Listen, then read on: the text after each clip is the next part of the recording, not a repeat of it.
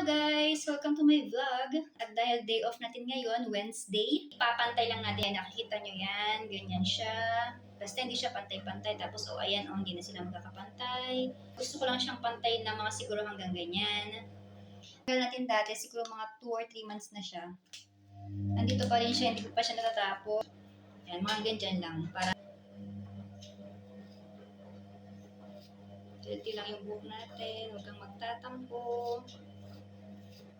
Sana success ang ating para siyang hagdan-hagdan.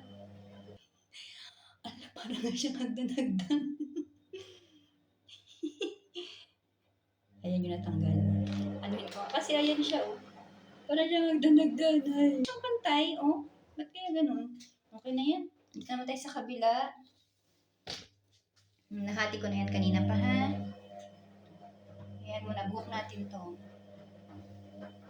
Kaya, gawin natin kung anong gusto natin gawin. Pero syempre, kailangan okay siya paggagawa natin. Medyo mahal na. Mag-shampoo, mag-conditioner.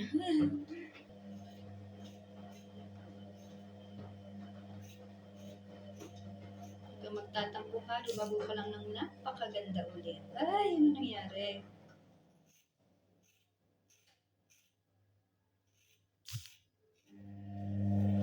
Stress layuan mo ako. Ano nangyari? Okay, feel ko naman siya ay pantay. Konti pa. Kapag umabaw ulit mga 1 or 2 months, bawasan natin ulit. Ang ating natanggal, damay natin siya sa una nating natanggal. Yan. Okay, dito lang siya. Sa susunod natin siya itapon. Lalaman mamaya ito pag natuyo. Ipapakita ko ulit siya mamaya pag natuyo.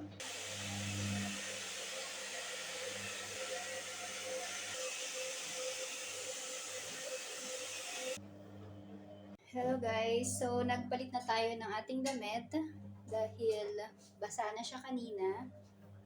So, ito, di ba, nag-blower na tayo. Tingnan natin kung kamusta siya sa likod. Tingnan natin, ha. Ayan. Parang feel ko hindi siya pantay sa part na to.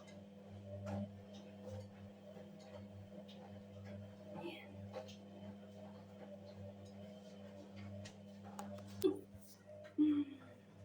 Ano guys, pantay ba siya? Okay na yan. Sa sunod ulit, tayo ay papantayin pa natin kasi meron pa siya dito. Ayan, o. Diba, ang layo pa niya, o. Konti pa.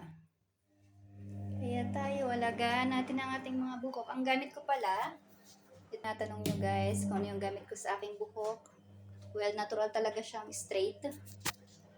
Walang halong ano yan, parlor kasi wala tayong ano. As of now, wala tayong budget.